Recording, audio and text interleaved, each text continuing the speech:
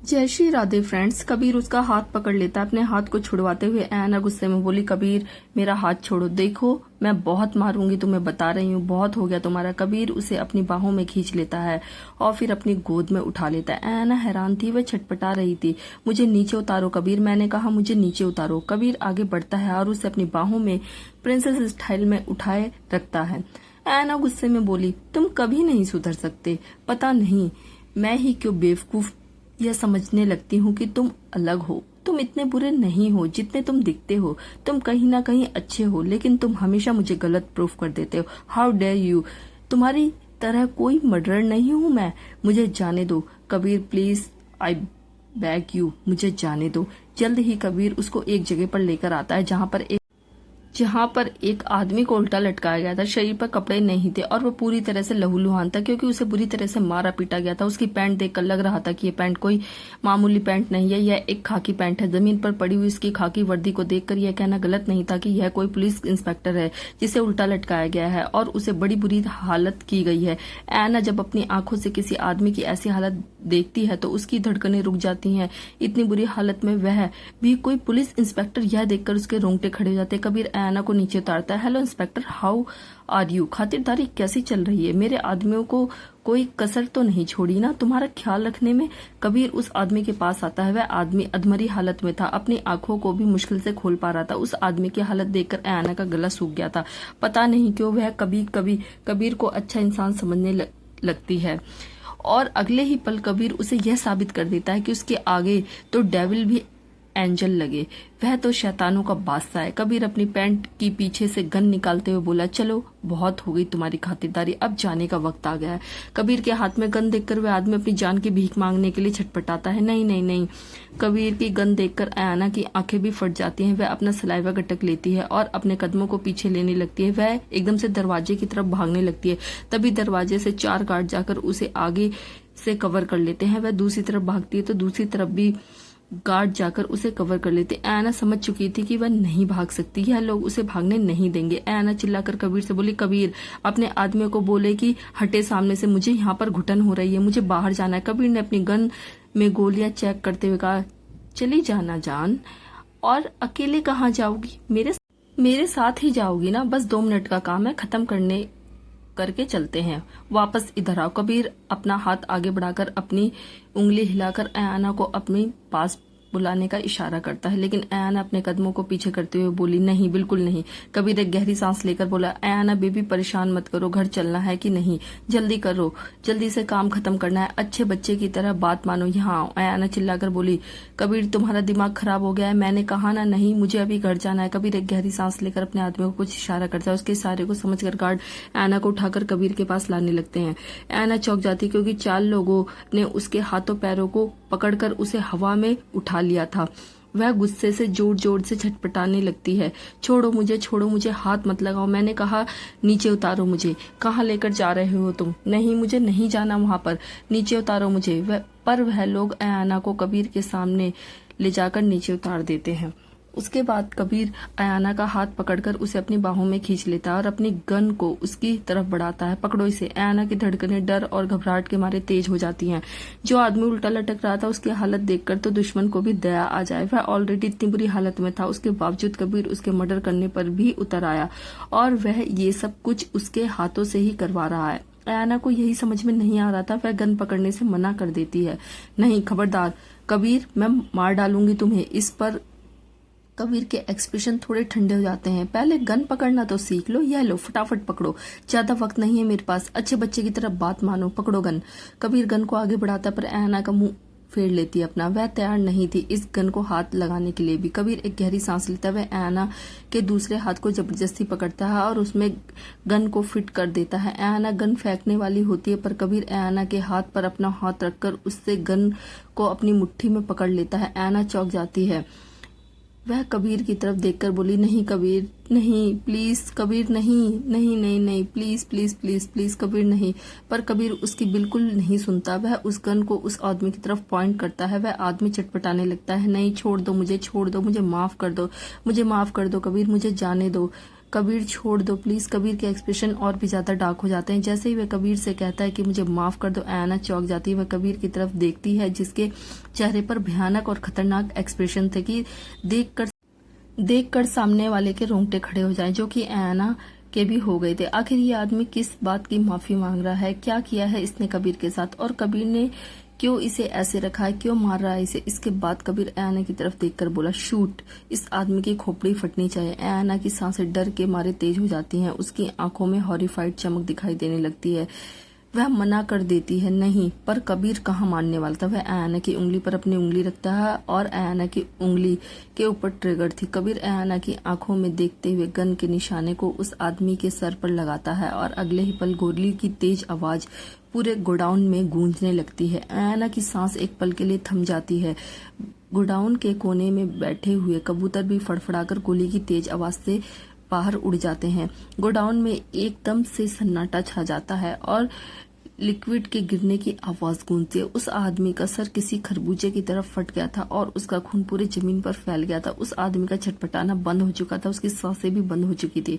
आयाना जब माथे पर पसीना, चेहरे पर हॉरिफाइड एक्सप्रेशन के साथ साथ आदमी को देखती है तो उसका सर चकराने लगता है। इतना खून, इतना भयानक नजारा। वह कबीर की तरफ देखती है पर कबीर की आंखों में एक संतुष्टि से भरी हुई चमक थी, होठों पर एक सेटिस्फाइड मुस्कान, जिसे देखकर आयाना को इतना गुस्सा आता है कि वह कबीर के गाल पर खींच के 2, 3, 4, 5, 6, 7 तक थप्पड़ जड़ देती है, जब तक कि वह थक नहीं जाती। लेकिन कबीर के आदमी कबीर के थप्पड़ पड़ने पर जब आयाना की तरफ आगे बढ़ते हैं तो कबीर अपने हाथ को आगे करके उन लोगों को वहीं पर रोक देता है।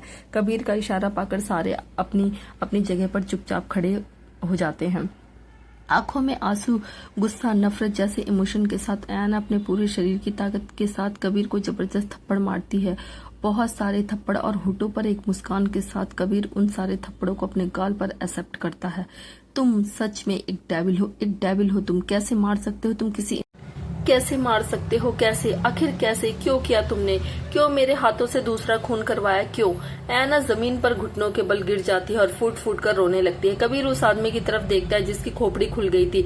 यह तो कुछ भी नहीं था। यहाँ से जाने के बाद इसे अगला डेविल मिलेगा जो मुझसे भी ज्यादा खतरनाक होगा, और वो डेविल मिलेगा इसे नर्क में। कबीर एक घुटने पर बैठकर आयाना की तरफ देखकर बोला, तुम्हें आइडिया भी नहीं है कि तुम यह आंसू किसके लिए बहा रही हो? अब उठो, घर चलते हैं। आयाना गुस्से से डार्क हो चुकी आंखों से कबीर की तरफ देखकर बोली, घर? कौन सा घर? मेरा कोई घर नहीं है। जहाँ तुमने मुझे रखा है वह जेल है मेरे लिए। किडनैप किया है तुमने मुझे, वह मेरा घर नहीं है। मैं वहाँ वापस नहीं जाऊंगी। उसके बाद कबीर अपनी गन से अपने माथे को खुजाते हुए बोला, अगर वहाँ नहीं जाओगी तो कहाँ जाओगी तुम? इस दुनिया में तुम्हारे लिए कोई जगह नहीं है और हर तरफ सिर्फ खतरा है। वही इकलौती जगह है जहाँ तुम जिंदा रह सकती हो। आयाना बहुत भारी आवाज लेकर कबीर से बोली, खतरा? किस बात का खतरा? मेरे लिए खतरा सिर्फ तुम हो और कोई नहीं। यह सब कुछ जरूर तुमने ही किया होगा मुझे यकीन दिलाने के लिए कि मुझे कोई मारना चाहता है। तुम मुझसे जबरदस्ती वहाँ पर कैद में रखना चाहते हो। क्यों? क्या बिगाड़ा है मैंने तुम्हारा? मुझे नहीं रहना वहाँ पर, मुझे जाने दो, या फिर इस आदमी की तरह मुझे भी मार डालो। आयाना कबीर का हाथ पकड़कर उसके हाथ में पकड़ी हुई गन को अपने माथे पर टिका लेती है और पूरी डिटर्मिनेशन के साथ कबीर की आंखों में देखकर कहती है, किल मी राइट नाउ। आयाना की बात सुनकर कबीर चुपचाप उसे देखता है। कुछ सेकंड तक वह देखता है कि आयाना कितनी गुस्से में है। दूसरी बार बेचारी के हाथों से उसने मर्डर करवाया है, वह भी इतने बुरे तरीके से, वह भी किसी पुलिस इंस्पेक्टर का। उसका बौखलाना तो बनता है। चेहरे पर एक मुस्कान के साथ कबीर आयाना को जमीन से उठाकर फिर से अपनी गोद में बिठा लेता है। अगर तुम्हें मारना ही होता तो इतने दिनों तक अपने घर में रखकर तुम्हारी इतनी खातिरदारी तो नहीं करता ना मैं। अब बच्चों की तरह रोना बंद करो। तुमने बहुत गलत नहीं किया है और कुछ भी गलत नहीं किया है। यह बोलकर कबीर उसे लेकर गोडाउन के बाहर की तरफ जाने लगता है। कबीर के बंगले में अलीशा छिपी हुई थी। नम्रता उसे वहां ढूंढने की कोशिश कर रही थी। कहाँ छुपी हो, कहाँ ढूंढूं मैं तुम्हें? नम्रता चारों तरफ ढूंढ रही थी। अलीशा एक कोने में छुपकर अपने छोटे से सर को बाहर निकालकर नम्रता को स्ट्रगल करता हुआ देखकर अपने मुंह पर हाथ रखकर हंसने लगती है और फिर चुपचाप होकर छुप जाती है। नम्रता सोफे के नीचे, टेबल के नीचे, कुर्सी के पीछे, सब जगह अलीशा को हॉल में भी ढूंढ रही थी। तभी वह एक इंसान से पीछे जाकर टकरा जाती है जिसे वह देख नहीं पाती। वह पलटती है तो पीछे खड़े इंसान को देखकर वह एकदम से सीधी खड़ी हो जाती है। गौतम नम्रता से बोला, क्या ढूंढ रही हो? कुछ खो गया है क्या तुम्हारा? नम्रता ने अपने चेहरे को फेरते हुए कहा, तुमसे मतलब अंकल? नम्रता की बात सुनकर गौतम स्पीचलेस हो जाता है। अंकल। नम्रता गौतम की हैरानी भरे एक्सप्रेशन को देखकर अपनी आईब्रोज ऊपर उठाकर बोली, क्यों, क्या हुआ? तुमने ही तो कहा था ना कि हमारे बीच उम्र का बहुत बड़ा फासला है, तो मैं छोटी बच्ची हो गई, उस हिसाब से तुम मेरे अंकल हुए ना। फिर अंकल बोल दिया तो मिर्ची लग रही है। गौतम थोड़ा ऑकवर्ड होकर इधर उधर अपनी नजरें घुमाता है। नम्रता गौतम से बोली, भूलो मत, तुमने मुझे रिजेक्ट किया है और अब ऐसे बिहेव मत करो जैसे कि हमारे बीच में कुछ हुआ ही नहीं था। गौतम नम्रता की तरफ देखकर बोला, तुम्हें मुझे अंकल बोलना है या दादाजी बोलना है? तुम्हें जो बोलना है तुम बोलो। और हाँ, हमारे बीच में सच में कुछ भी नहीं था। गौतम की बात सुनकर नम्रता को गुस्सा भी आता है और बुरा भी लगता है। अगर कुछ नहीं था तो फिर उस रात को मुझे बचाया क्यों? लड़कों से ले जाने देते उन्हें, मुझे यहाँ पर क्यों लेकर आए? अपने उस बॉस से हमेशा मुझे प्रोटेक्ट करते रहते हो। बोलो, क्या तुम किसी भी रास्ते में चलती हुई लड़की के लिए इतना सब कुछ कर सकते हो? क्या मैं तुम्हारे लिए खास नहीं थी? नम्रता की बात सुनकर एक पल के लिए गौतम चुप हो जाता है, फिर एक गहरी सांस लेता है। हाँ, मैं किसी भी लड़की के लिए यह करता। तुम कोई खास नहीं थी। गौतम की बात सुनकर नम्रता को बहुत बुरा लगता है, उसका मुंह उतर जाता है, मगर फिर भी वो कहती है, अगर ऐसा है तो आइंदा मेरी फिक्र करने की जरूरत नहीं। I don't want you any more. मैं 18 साल की हूँ, खूबसूरत हूँ, अभी अभी जवान हुई हूँ। तुमसे बहुत ज्यादा हैंडसम लड़के मिल जाएंगे मुझे, मेरी उम्र के। मुझे तुम्हारी जरूरत नहीं है। गौतम को समझ में नहीं आता कि वह क्या बोले इस लड़की को। तभी अचानक गौतम जब नम्रता की तरफ देखता है तो उसे कुछ ऐसा दिखाई देता है, उसकी आईब्रो आपस में सिकुड़ जाती है और अगले ही पल उसकी आंखें थोड़ी बड़ी हो जाती। नम्रता के माथे पर इस वक्त कुछ लाल रोशनी लग रही थी और जब गौतम समझता है कि ये लाल रोशनी क्या है तो उसके रोंगटे खड़े जाते हैं। किसी ने नम्रता पर एम किया है।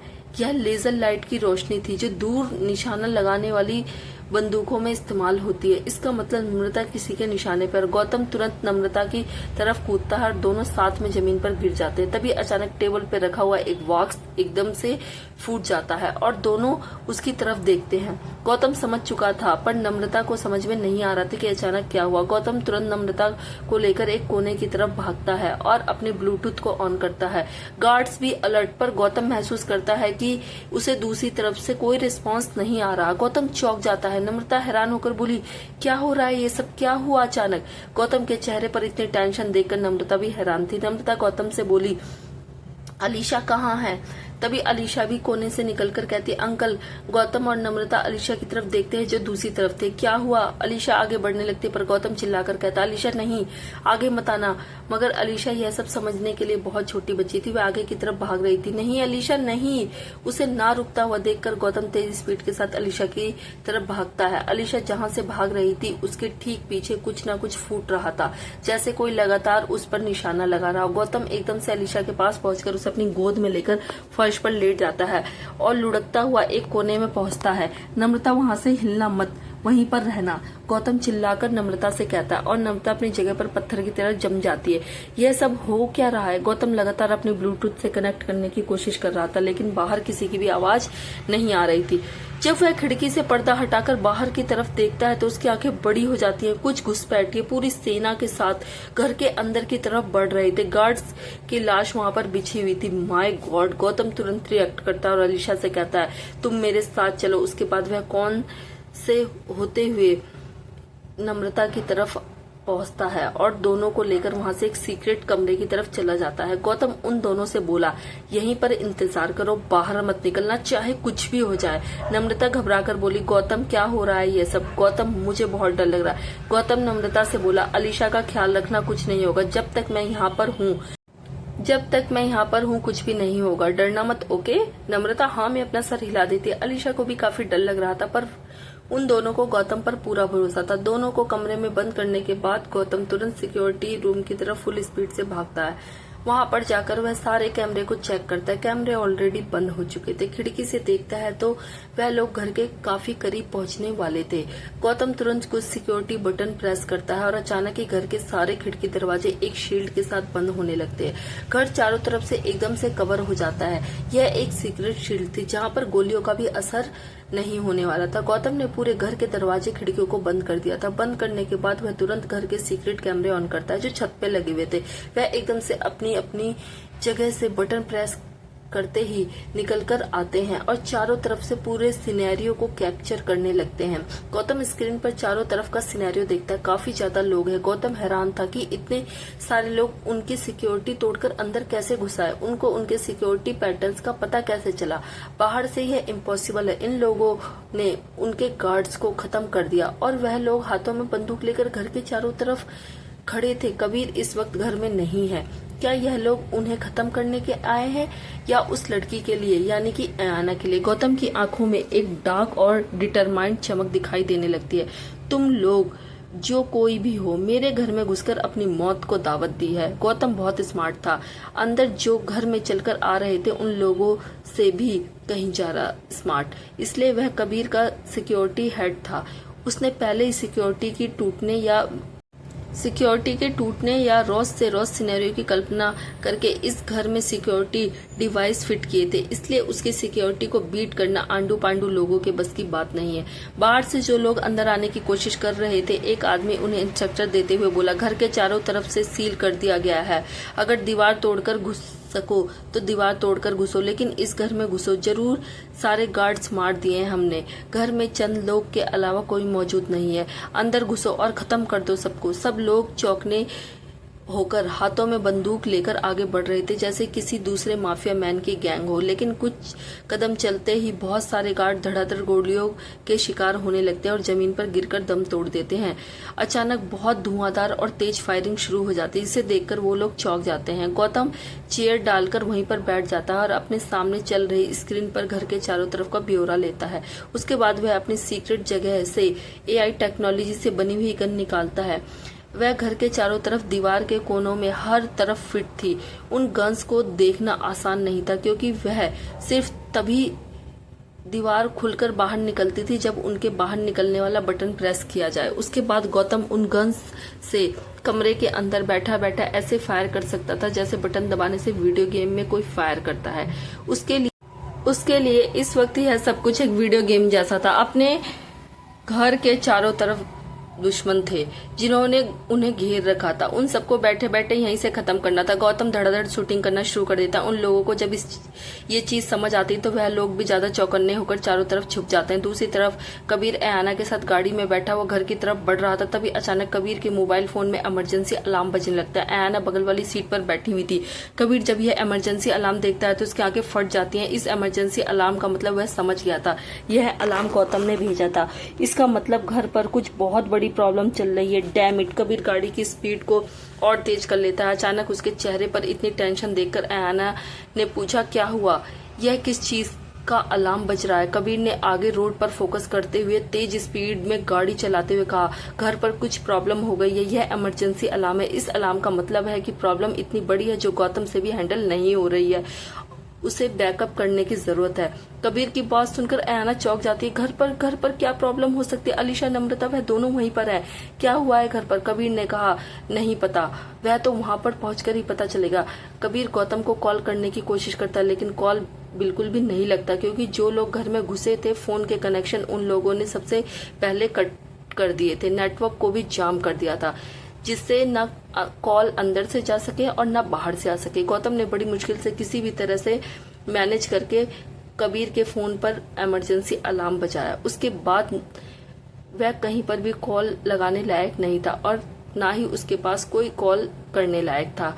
कबीर गाड़ी लेकर आगे बढ़ ही रहा था कि तभी अचानक कुछ गाड़ियों ने कबीर को आगे से घेर लिया। अचानक इतनी सारी गाड़ियों को देखकर कबीर की आईब्रोज आपस में सिकुड़ जाती है। वह हैरान था, शॉक था, यह सब कौन है? वह गाड़ियां लगातार कबीर की तरफ बढ़ रही थी और फायरिंग शुरू कर देती है। अयाना की आंखें फट जाती। कबीर तुरंत अयाना को पकड़कर नीचे झुककर बोला, नीचे बैठो, ऊपर मत आना। वो घबरा जाती है। वह चुपचाप से सीट के नीचे घुस जाती है। कबीर गाड़ी को जिस तरफ लेकर जा रहा था उसे अलग डायरेक्शन में भगाने लगता है क्योंकि इन गाड़ियों ने चारों तरफ से कबीर की गाड़ी को घेर लिया था। कबीर अपनी गाड़ी क्या सीक्रेट वेपन बाहर निकालकर उन लोगों पर हमला करने की कोशिश करता है, मगर यह देखकर उसकी आंखें फट जाती हैं कि उसकी गाड़ी के सीक्रेट वेपन ऑन करने वाले बटन ही काम नहीं कर रहे, वेपन निकल ही नहीं रहे। डैम इट, किसी ने गाड़ी के साथ छेड़छाड़ की है, वरना इसकी गाड़ी की सिक्योरिटी का काम ना करे यह हो ही नहीं सकता। कबीर हैरान था, बहुत ज्यादा हैरान। उसके हाथ में जो गन थी उसमें भी इतनी गोलियां नहीं थी कि वह इन लोगों में से 2 लोगों को भी मार सके, सिर्फ एक ही गोली बाकी थी, इनमें क्या ही हो जाएगा। यह सब क्या हो रहा है? कबीर ने बिल्कुल भी एक्सपेक्ट नहीं किया था। अचानक उसकी गाड़ी के वेपन का काम ना करना, घर की तरफ से इमरजेंसी अलार्म, और यहाँ पर इतने सारे लोगों का उन्हें घेर लिया जाना, ये वाकई में बहुत सस्पेंसियस था और बहुत अजीब था। लग नहीं रहा था कि कोई इत्तेफाक है, कोई बहुत सोची समझी साजिश है। अचानक कबीर अपनी गाड़ी को एकदम से ब्रेक लगा देता है। कबीर के आगे इस वक्त सिर्फ एक खाई थी और कुछ भी नहीं। उसके पीछे कम से कम 50 गाड़ियों ने कबीर को चारों तरफ से घेर लिया था। No damn it! कबीर जोर से गाड़ी के स्टीयरिंग व्हील पर हाथ मारता है। क्या वो वाकई में फंस गया था? कबीर की गाड़ी ऐसी जगह पर आकर रुक जाती है जहां पर ना वह आगे जा सकता था और ना ही वापस पीछे, क्योंकि आगे खूबसूरत हसीन लेकिन खतरनाक मौत खड़ी थी, यानी कि एक बहुत ही गहरी खाई, जहां से अगर उसकी गाड़ी नीचे गई या वो खुद नीचे गया तो उनका कोई पुर्जा भी नहीं मिलेगा। और पीछे की तरफ खड़े हुए थे खतरनाक लोग जो इतनी देर से उनके पीछे पड़े हुए थे और धड़ाधड़ उन पर गोलियों की बारिश कर रहे थे। कबीर स्टीयरिंग व्हील को जोर से अपनी मुट्ठी में पकड़ लेता है। ऐना सीट के नीचे छुपी हुई थी, पर गाड़ी के रुकने पर भी वह ऊपर आ जाती है। वह लोग आए हैं, उन लोगों ने उन्हें घेर लिया है। ऊपर से घर में भी कोई प्रॉब्लम चल रही है, वरना गौतम उसे इमरजेंसी अलार्म से अलर्ट नहीं करता। अब उसे समझ में नहीं आ रहा था कि क्या किया जाए, लेकिन खुद की जान से ज्यादा अगर उसे किसी जान की चिंता थी वह थी ऐना, क्योंकि उसकी जान ज्यादा इम्पोर्टेंट है। ना सिर्फ इसलिए क्योंकि वो उससे प्यार करता है, बल्कि उसका एक और रीजन है कि यह लोग यहाँ पर उसी के लिए आए हैं। कबीर और ऐना गाड़ी से उतरते हैं। ऐना का हाथ अपने हाथ में पकड़कर कबीर वहां पर खड़ा हो जाता है। अपनी बहुत डार्क आंखें करके वो उन सारी गाड़ियों को देखता है। ऐना के चेहरे पे भी घबराहट साफ देखी जा सकती थी। गाड़ियों के दरवाजे खुलते हैं। गार्ड बड़ी बड़ी बंदूकों को हाथ में लेकर उनके चारों तरफ से घेर लेते। कबीर ऐना के हाथ को मजबूती के साथ पकड़कर अपने हाथ में पकड़ लेता है। उसकी मजबूती को ऐना अपने हाथ पर महसूस कर सकती थी। सबसे आगे वाली गाड़ी का दरवाजा खुलता है और एक खतरनाक इंसान गाड़ी से बाहर निकलता है। वह इंसान जो कोई बिजनेसमैन आदमी था, अधेड़ उम्र का, जिसे आधे से ज्यादा बाल सफेद थे। कबीर उस इंसान को बहुत अच्छे तरीके से जानता था। उस इंसान को देखते ही कबीर उसे पहचान जाता है और उसके एक्सप्रेशन बहुत ज्यादा डार्क हो जाते हैं। मुझे लगा ही था ये तुम ही कर सकते हो, जगविंदर प्रसाद। कबीर की बात सुनकर वह आदमी कबीर से थोड़ा दूर खड़ा हंसने लगता है। कबीर डोगरा, बस करो, और कितना भागोगे? देखो अब बचकर निकलने का कोई भी रास्ता नहीं है तुम्हारे पास। ऐना और कबीर वहां पर खड़े हुए थे। कबीर ने उस आदमी से कहा, यहाँ पर बचने की रत्ती भर भी उम्मीद ना हो। वहां से भी अपना सीना चौड़ा करके वो बच निकलने का नाम है कबीर डोगरा। Don't forget. कबीर की बात सुनकर वह आदमी अपने आईब्रोज ऊपर उठा लेता है। अच्छा, उस आदमी ने बिजनेस सूट बूट पहना हुआ था। आगे आकर वह आदमी गाड़ी का सहारा लेकर खड़ा हो जाता है। बहुत मर्डर कर लिए तुमने, बहुत आतंक मचा लिए शहर में। अभी या तो अपने आप को सरेंडर कर दो या फिर इस दुनिया को गुड बाय बोल दो। कबीर एक तिरछी सी मुस्कान के साथ बोला, दोनों ही करने का मेरा कोई मूड नहीं है। वह आदमी कबीर से बोला, हमेशा सिक्योरिटी गार्ड्स के साथ खड़े रहने वाले कबीर डोगरा, सिक्योरिटी को अपनी जेब में लेकर चलने वाला, आज हमारी पकड़ में कैसे आ गए? समझ में नहीं आ रहा तुम्हें? उस आदमी की बात वाकई में सोचने लायक थी। ऐसा कभी नहीं हुआ था कि कबीर इन लोगों के हाथ पहले कभी आया हो। उसके बाद उस आदमी ने बोला, शायद तुम्हें यह नहीं पता कि तुम्हारे घर पर क्या चल रहा है। खैर चिंता मत करो, मैं तुम्हें बता दूंगा। पहले यह जान लो कि तुम्हारी गर्दन तक पहुंचने में हमारी मदद करने वाला इंसान कौन है। उस आदमी की बात सुनकर कबीर उससे बहुत कंफ्यूजिंग लुक देता है। तभी अचानक उसे कुछ ऐसा महसूस होता है जो उसने कभी सपने में भी नहीं सोचा था। ऐना कबीर के हाथ से अपना हाथ झटक के छुड़वाती है और फिर चलकर उन लोगों के पास जाकर खड़ी हो जाती है। ऐना की हरकत देखकर कबीर की आंखें बड़ी हो जाती है। व्हाट? नो। कबीर के एक्सप्रेशन देखकर वह आदमी जोर जोर से हंसने लगता है। क्या हुआ? हैरान हो गए? उसके बाद उसकी हंसी और भी ज्यादा तेज हो जाती है। कबीर को अपनी जिंदगी में इतना शौक तो कभी नहीं लगा जितना इस वक्त उसके चेहरे पर दिखाई दे रहा था। ऐना, उसने यह सब कुछ, लेकिन कब, कैसे? कबीर को इस चीज की भनक भी नहीं लगी। ऐना कबीर की तरफ ब्लैक एक्सप्रेशन के साथ देख रही थी। उसके चेहरे पर कोई भी हाव भाव नहीं थे। वह आदमी कबीर से बोला, दिमाग पर इतना जोर मत डालो, मैं तुम्हें बताता हूँ। सबसे पहली बात, यह जो लड़की है बिल्कुल परफेक्ट थी हमारे लिए, तुम्हारी गर्दन तक पहुंचने के लिए। इस लड़की का सहारा लेकर हमने आज तक तुम्हें फाइनली दबोच ही लिया। कबीर को यह समझ में नहीं आ रहा था कि यह सब कुछ कब से हो रहा है और कैसे। यह आदमी कबीर से बोला, तुम्हें याद है तुम सब लोग एक दिन पिक्चर देखने के लिए गए थे जहां पर तुम्हारे ड्रग्स को किसी ने जला दिया था?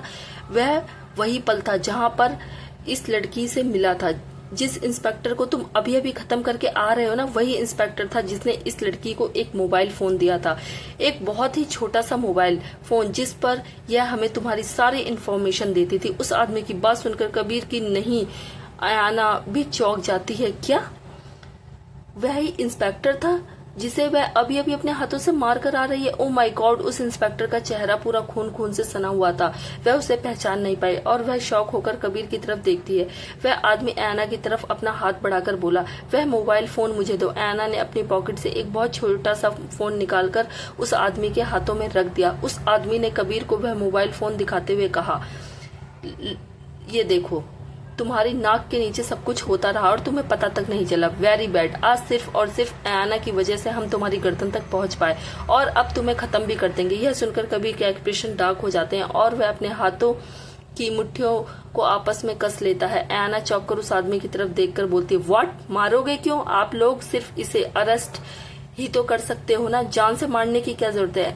अचानक ऐना की बात सुनकर वह आदमी चौंक कर उसकी तरफ देखकर बोला, क्या क्या कहा तुमने? ऐना को इस वक्त सिर्फ कबीर को खत्म करना था, इसलिए उसने इन दोनों का साथ दिया था। एक इंस्पेक्टर नॉर्मल कपड़ों में चोरी चुपके उस दिन ऐना के पास आकर बोला कि वह इंस्पेक्टर है, उन्हें कबीर को पकड़ना है और उसे ऐना के साथ की जरूरत है। उस वक्त अपने माता पिता की मौत का बदला लेने के लिए ऐना ने उनका साथ देने का फैसला लिया था।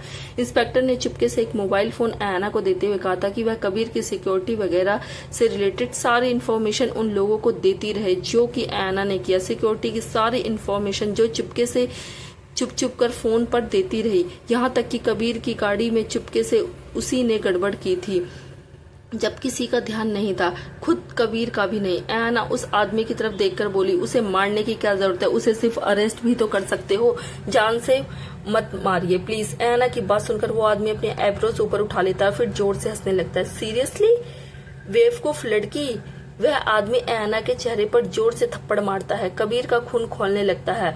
वह अपने मुट्ठियों को इतना जोर से कस लेता है कि उसकी नसें हाथ में बाहर उभरी हुई दिखाई देने लगती है। ऐना चौंक कर उसकी तरफ देखती है। कबीर जानता ही था कि यह होने वाला है। ऐना को लग रहा था कि यह आदमी उसकी मदद कर रहा है, जबकि कबीर को अच्छी तरह से पता था कि यह लोग यहाँ पर उसके लिए कम और ऐना के लिए ज्यादा आए हैं, उसे खत्म करने के लिए। ऐना को यह आदमी अपने हाथ साथ ले जाएगा और इसे सौंप देगा राघवेंद्र के हाथों में, जहां से सिर्फ ऐना मौत की ही तरफ जा सकती है। वह आदमी ऐना के बालों को मुट्ठी में पकड़कर बोला, तुम्हें क्या लगता है कि तुमने हमारी मदद की है? बेवकूफ लड़की, हम यहाँ इसके लिए नहीं तुम्हारे लिए आए हैं, लेकिन तुम तक पहुंचने के लिए यह बीच में सबसे बड़ा कांटा था, तो आज हम इसे खत्म करके तुम्हें अपने साथ ले जाएंगे। सुना तुमने? जब भी हम तुम्हें पकड़ने आते हैं, यह आदमी बार बार तुम्हें हमसे बचा लेता है। उस दिन भी तुम पर गोली चलाकर हम तुम्हें पकड़ने ही वाले थे, पर ये बीच में आ गया और तुम्हें ले गया हमसे बचाकर। अब तो इसका भी किस्सा खत्म होने वाला है, अब तुम्हें हमसे कौन बचाएगा? हाँ, ऐना जब यह सुनती है तो उसके पैरों के नीचे से जमीन खिसक जाती है। कबीर चिल्लाकर उस आदमी से बोला, छोड़ दे उसे, अगर अपनी जान प्यारी है तो। कबीर की बात सुनकर वह आदमी उसकी तरफ देखता है और फिर हंसने लगता है। अच्छा, यह ले, छोड़ दिया। उसके बाद वह आदमी ऐना को जोर से धक्का देता है और वह जमीन पर गिर जाती है। कबीर का मन कर रहा था कि अभी एक घायल शेर की तरह उस आदमी पर टूट पड़े और अपने हाथों से नखूनों से उसके शरीर को फाड़ फाड़ कर सारे पुर्जे बाहर निकाल कर कुचल डाले। उसकी हिम्मत कैसी हुई ऐना को हाथ लगाने की, उसे हर्ट करने की? ऐना हैरानी से बाहर ही नहीं निकल रही थी। उसने सोचा भी नहीं था कि यह सब कुछ ऐसे बदल जाएगा। कबीर को जान से मारने का ऐना का कोई भी इरादा नहीं था। वह तो बस चाहती थी कि यह अरेस्ट हो जाए ताकि लोगों को मारना बंद करे, लेकिन यहाँ तो कुछ और ही हो गया। गाड़ी के सहारे लगा हुआ वह आदमी ऐना की तरफ देखकर बोला, तुम जैसी बेवकूफ लड़की मैंने आज तक नहीं देखी। अपनी ही मौत को कितनी खूबसूरती से खुद तक पहुंचने का रास्ता दिया है तुमने। यहाँ तक कि जो इंसान तुम्हें मौत से प्रोटेक्ट कर रहा था, उसे खत्म करने का रास्ता भी तुमने ही हमें दिया है। तुम सोच भी नहीं सकती कि तुम हमारे लिए कितनी जरूरी हो, और जिस दिन तुमसे हमारी जरूरत पूरी हो गई, उस दिन तो तुम पूरे यूनिवर्स से ही गायब हो जाओगी, खत्म कर दी जाओगी। ऐना की सांस हलक में अटक जाती है। कबीर चिल्लाकर बोला, मेरे होते हुए ऐसा कभी नहीं होने दूंगा। मेरी ऐना को हाथ लगाने वाले हाथों को उखाड़ दूंगा। ऐना की आंखों में आंसू आ जाते हैं। कबीर का यह रूप उसने पहली बार देखा। खुद के लिए यह आदमी क्या बोल रहा है? वह क्यों जरूरी है उसके लिए, कबीर कैसे प्रोटेक्ट कर रहा है उसे, क्या काम है इन लोगों को उससे, और कबीर उसके रास्ते का काटा कैसे। सब कुछ इतना ज्यादा था कि वह बिल्कुल भी नहीं समझ पा रही थी। पर इस वक्त अगर वह कुछ समझ पा रही थी तो सिर्फ इतना कि कबीर खतरे में है, और वह भी उसकी बेवकूफी की वजह से। पुलिस इंस्पेक्टर की बातों में आकर उसने कबीर की सारी कमजोरी और इन लोगों को बता दी, उसकी सिक्योरिटी की सारी इंफॉर्मेशन दी इन लोगों को। वह आदमी कबीर से बोला, तैयार हो जाओ डोगरा, तुम तो खत्म हो जाओगे, और तुम्हारा वह गार्ड, क्या नाम है उसका, गौतम, उसके खत्म करने का जुगाड़ भी हमने ऑलरेडी कर दिया है। मेरी पूरी फौज तुम्हारे घर में घुस चुकी है, किसी भी वक्त वह उसे भी खत्म कर देंगे। यह सुनकर तो ऐना के ऊपर आसमान ही गिर जाता है। इसका मतलब क्या, उसने खुद अपने पैरों पर कुल्हाड़ी मार ली। वह जमीन से खड़ी होकर उस आदमी के पास जाती है, उसके कॉलर को पकड़कर गुस्से में कहती है, हाउ डेयर यू, तुमने झूठ बोला मुझसे, फायदा उठाया मेरा। तुमने कहा था कि तुम इन लोगों को नहीं मारोगे, तुम इन्हें मार कैसे सकते हो, और तुम्हें मुझसे क्या चाहिए। ऐना की बात सुनकर वह आदमी बोला, तुम ही तो चाहिए, वह वायरस का बॉक्स तुम्हारे पास ही है। जिस दिन वह मिल गया उस दिन हम तुम्हें वैसे ही खत्म करेंगे जैसे तुम्हारे माँ बाप को अपने हाथों से किया था। यह सुनकर ऐना इतनी चौंक जाती है, उसकी आंखें फट जाती है और उसके कदम अपने आप पीछे हो जाते हैं। मेरे माँ बाप को, लेकिन उन्हें तो कबीर ने मारा था। ऐना का दिमाग पूरी तरह से सुन्न पड़ चुका था। उसकी बात सुनकर वह आदमी हंसते हुए बोला, वह लोग, अरे बेवकूफ लड़की, वो लोग तुम्हारे माँ बाप नहीं थे, वो लोग थे जिन्होंने तुम्हारे माँ बाप से अलग करके अपने पास रखा था ताकि तुम समय आने पर हमारे काम आ सको। तुम्हारा जन्मदिन आने वाला है ना, बस यह समझ लो कि तुम्हारा जन्मदिन और तुम्हारा मरण दिन एक ही होगा। सिर्फ उसी दिन तक ही तुम्हारी हमें जरूरत है, उसके बाद तुम्हें चींटी की तरह मसल कर फेंक दिया जाएगा। अगर तुम्हारे बाप ने हमारी बात मानकर बॉक्स हमें दे दिया होता तो बेचारे तुम्हारे माँ बाप को इतनी दर्दनाक मौत नहीं देते, हम आराम से मार देते, उन दोनों को भी और तुम्हें भी। पर वह मरते मरते भी मर गए। उन्होंने यह नहीं बताया कि वो बॉक्स कहाँ पर है। सिर्फ एक ही बात का पता है कि तुम्हारे इस आने वाले जन्मदिन पर वह बॉक्स खुद ब खुद चलकर तुम्हारे पास आ जाएगा, और एक बार वह बॉक्स तुम्हारे पास आ गया उसके बाद हमें तुम्हारी कोई भी जरूरत नहीं है। ऐना कबीर की तरफ देखती है जिसके एक्सप्रेशन ऑलरेडी बहुत ज्यादा डार्क थे। कौन सा बॉक्स, क्या है उस बॉक्स में। ऐना की बात सुनकर उस आदमी ने कहा, उस बॉक्स में ऐसा खतरनाक वायरस है जो इस पूरी दुनिया को खत्म कर सकता है, वह भी पलक झपकते ही। इंसानों को खूंखार बना सकता है, उन्हें जिंदा लाश यानी कि ज़ॉम्बी बना सकता है। उस वायरस में इतनी ताकत है कि वह पूरी दुनिया से इंसानों का नामो निशान ही खत्म कर सकता है। ऐना की आंखें फट जाती। वो आदमी अपनी गन निकालते हुए बोला, ओके, सवाल जवाब बहुत हो गया कबीर डोगरा, वह क्या डायलॉग था तुम्हारा। हाँ, time to say goodbye to this dear life. यह बोलकर वह आदमी अपनी गन को कबीर की तरफ तान लेता है। ऐना की सांस रुक जाती है। नहीं, ऐना उस आदमी के पास जाती है। वह आदमी गन का ट्रिगर दबा देता है और ऐना उसके हाथ को पकड़ लेती है, लेकिन बहुत देर हो चुकी थी। गोली के साथ एकदम से चारों तरफ सन्नाटा फैल जाता है। ऐना का दिल एकदम से धड़कना बंद कर देता है और उस आदमी के होठों पर शैतानी सी मुस्कुराहट आ गई थी।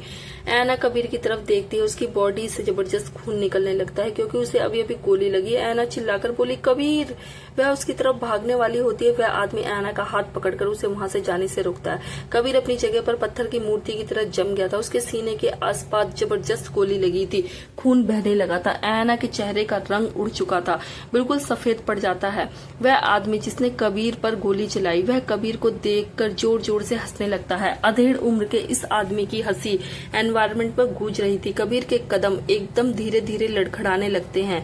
पीछे एक जबरदस्त खाई थी जहां से एक गहरी नदी बह रही थी। आगे दुश्मन और ऐना उन दुश्मनों की कैद में। अचानक कबीर को देखकर ऐना के दिमाग में कुछ चीज घूमने लगती है। एक छोटी सी बच्ची लहूलुहान कबीर की तरफ देखकर कहती है, चिल्लाती है, कबीर कबीर। कबीर भी उस लड़की की तरफ देखकर चिल्लाता है, ऐना। अचानक ऐना के दिमाग में कुछ यादें आने लगती है। कबीर का चेहरा आने लगता है। वह उसे पहचानने लगती है। ऐना की धड़कनें बहुत तेज हो जाती हैं। इतना सन्नाटा हो जाता है कि हवाओं के चलने की आवाज साफ गूंजने लगती है। कबीर के कदम खाई की तरफ पीछे की तरफ लड़खड़ाने लगते हैं। कबीर चेहरे पर एक मुस्कान के साथ उन लोगों की तरफ देखता है। वह आदमी चौंक जाता है कि ऐसी सिचुएशन में भी यह इंसान मुस्कुरा कैसे सकता है। और कबीर की नजरें ऐना पर थी जो उसे देख रही थी, जिसकी आंखों से आंसू टपक रहे थे। धीरे धीरे उसके दिमाग में कुछ यादें घूमने लगती है। उसे कबीर का चेहरा कुछ याद आने लगता है। वह बच्चा जिसे वह अक्सर सपनों में देखती थी वह कबीर था कबीर। उसके साथ वह लड़की वह खुद थी। वह कबीर को बहुत पहले से जानती है, बहुत पहले से। कबीर आयना की आंखों से आंसू टपक जाते हैं। कबीर के कदम खाई में जाने ही वाले होते हैं कि कबीर अपना हाथ आयना की तरफ बढ़ा देता है। आयना होश में आती है और वह उस आदमी को देखती है जिसने उसके हाथ को पकड़ रखा था। आयना उस आदमी के हाथ पर जोर से काटती है। आह, पागल लड़की! आयना उसके हाथ से अपना हाथ छुड़वाकर तेजी से कबीर की तरफ भागती है। कबीर खाई में गिरने ही वाला था। आयना जैसे ही उसकी करीब पहुंचने वाली होती है, कबीर अपनी वह गन निकालता है जिसमें सिर्फ एक गोली बाकी है और उसके बाद वह गन को पॉइंट करके फटाक से उस एक गोली को फायर कर देता है। आयना कबीर के पास पहुंचती है, तभी कबीर अपनी गन निकालकर आखिरी गोली से फायर कर देता है। वह गोली उस आदमी के माथे के बीचों बीच जाकर लगती है और उसके सारे गार्ड्स हक्के बक्के रह जाते हैं। वह आदमी धड़ाम से जमीन पर गिरकर वहीं दम तोड़ देता है। कबीर भी खाई में लगभग गिर जाता है। दौड़कर कबीर के पास पहुंचकर आयना उसके हाथ को अपने हाथ में पकड़ लेती है और उसके बाद दोनों ही खाई में एक साथ गिर जाते हैं। दूसरी तरफ गौतम पूरी कोशिश कर रहा था उन लोगों को काबू में लाने की, लेकिन वह लोग बहुत ज्यादा थे। अब उन्हें काबू में लेकर आना गौतम के लिए बहुत मुश्किल हो गया था। सैकड़ों की तादाद में यह लोग पूरी हथियार के साथ घर में घुस चुके थे। अकेले गौतम के लिए इन सबको संभालना अब लगभग नामुमकिन हो गया था। फिर भी गौतम अपने काम को जारी रखता है, चारों तरफ फायरिंग जारी रखता है और उसे ऑटोमेटिक मोड पर लगा देता है। सारी बंदूकें ऑटोमेटिक चलती हैं। कुछ लोग किसी भी तरह से घर के अंदर घुसने की कोशिश में लगे हुए थे। गौतम अपनी गन में गोली लोड करता है। उसके बाद कमरे से बाहर निकलकर घर के अंदर जाकर चेक करता है। घर की सारी लाइट्स ऑफ कर देता है। अंधेरे में गौतम महसूस करता है कि 4-5 लोग ऑलरेडी घर में घुस चुके हैं। पीछे की दीवार तोड़कर अंधेरे का फायदा उठाकर गौतम छुपते छुपाते एक इंसान को पकड़कर उसे वहीं पर खत्म कर देता है। उसने अलीशा और नम्रता को एक सीक्रेट कमरे में छुपा कर रखा था। वह लोग कमरे में बैठे हुए थे। नम्रता ने अलीशा को अपनी बाहों में कसके पकड़ा हुआ था क्योंकि अलीशा काफी ज्यादा डरी हुई थी। डर तो उसे भी बहुत ज्यादा लग रहा था क्योंकि बाहर से बहुत ज्यादा गोलियों की आवाजें आ रही थी जिससे दोनों ही दहल गई थी, दोनों ही डर गई थी। नम्रता को गौतम की बहुत चिंता हो रही थी। वह जानती थी कि गौतम घर में अकेला है, अगर उससे कुछ हो गया तो क्या होगा उसका।